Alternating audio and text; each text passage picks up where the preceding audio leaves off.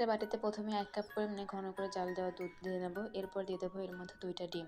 এখানে আপনারা চাইলে কনডেন্স মিল্ক অথবা গুঁড়ো দুধও ব্যবহার করতে পারেন। তবে এখানে আমি গুঁড়ো দুধ নিয়েছি। দেখো আগে থেকে জাল করে ঘন করে নিয়েছি। এখন একটা হ্যান্ড উইক্সের সাহায্যে ডিম আর দুধটাকে ভালো করে মিশিয়ে নিয়ে দিয়ে দেবো 1/4 কাপ চিনি।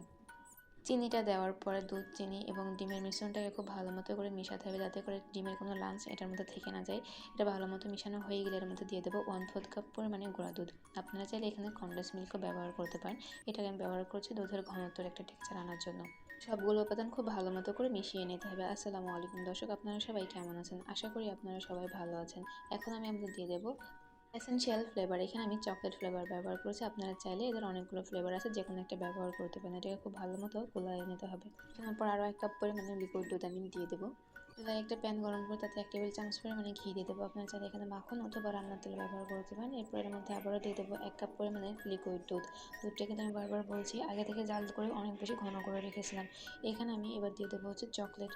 এখানে আমি দোকান থেকে কিনে নিয়ে এসে চকলেট ব্যবহার করেছি। আপনারা চাইলে কোকো পাউডার ব্যবহার করতে পারেন বা যে কোনো কিছু চকলেট ব্যবহার করতে পারেন। দুধ আর চকলেটের মিশ্রণটাকে খুব ভালো মতো নাড়তে হবে। এরপর দিয়ে দেবো আবার 1/2 কাপ পরিমাণে চিনি। আপনারা চাইলে এখানে চিনির বদলে গুড় অথবা যে কোনো কিছু ব্যবহার করতে পারেন। যারা মিষ্টি খেতে পছন্দ করেন না তারা কিন্তু কম মিষ্টি দিয়েও রান্না করতে পারেন। এরপরে আগে থেকে দুধ আর ডিমের মিশ্রণটাকে বানানো দিয়ে দেবো এর মধ্যে। দিয়ে দিয়ে সবগুলো উপাদান খুব ভালো মতো আবারও নাড়াচাড়ে মিশিয়ে নিতে হবে, রান্না করে নিতে হবে। এমন সব মজার মজার রেসিপি পেতে অবশ্যই কিন্তু এনাফ মিন্স বিডি চ্যানেলটিকে সাবস্ক্রাইব করে অথবা ফলো দিয়ে পাশেই থাকবেন। যে যেখান থেকে দেখবেন সেই পর্যায়ে বেল আইকনটি বাজিয়ে রাখুন, যাতে করে রেসিপি দেওয়ার সাথে সাথে আপনারা নোটিফিকেশন পেয়ে যান। দেখতেই পাচ্ছেন এটা কিন্তু জাল দিয়ে করতে করতে অনেকটা বেশি ঘন হয়ে গেছে। আর অনবরত নাড়তে হবে যাতে নিচ থেকে লেগে না যায়। ভিডিওটা কে কোথা থেকে দেখছেন অবশ্যই কিন্তু কমেন্ট করে জানাবেন।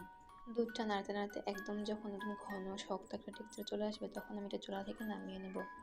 রেসিপিটা আপনারা বানিয়ে 2 থেকে 3 মাস ফ্রিজে সংরক্ষণ করতে পারেন। এতে কী হবে, বাচ্চারা কিন্তু বাইরের চকলেট খেতে চাইবে না। আপনি যদি এটা বাচ্চাকে খাওয়ান এক্ষেত্রে আপনার বাচ্চা পুষ্টিও পাবে এবং বাইরের খাবার থেকেও দূরে থাকবে। এখন এটা হয়ে গেলে একটা মোল্ডের মধ্যে আমি ফয়েল পেপার দিয়ে ঘি ব্রাশ করে রেখেছি। আপনারা চাইলে এখানে তেলও ব্রাশ করে নিতে পারেন। চকলেটের ডোটাকে মোল্ডের মধ্যে দিয়ে উপর থেকে বাদাম ছিটিয়ে দিয়ে এটাকে আমি ট্যাপ ট্যাপ করে কিছুক্ষণ জন্য রেস্টে রেখে দিয়ে মোল্ড আউট করে নেব। তাহলে দেখতে পাচ্ছেন অনেক সুন্দর একটা বরফি হয়েছে। দেখা হবে নতুন কোনো ভিডিওতে। সে পর্যন্ত সবাই ভালো থাকবেন। আল্লাহ হাফেজ।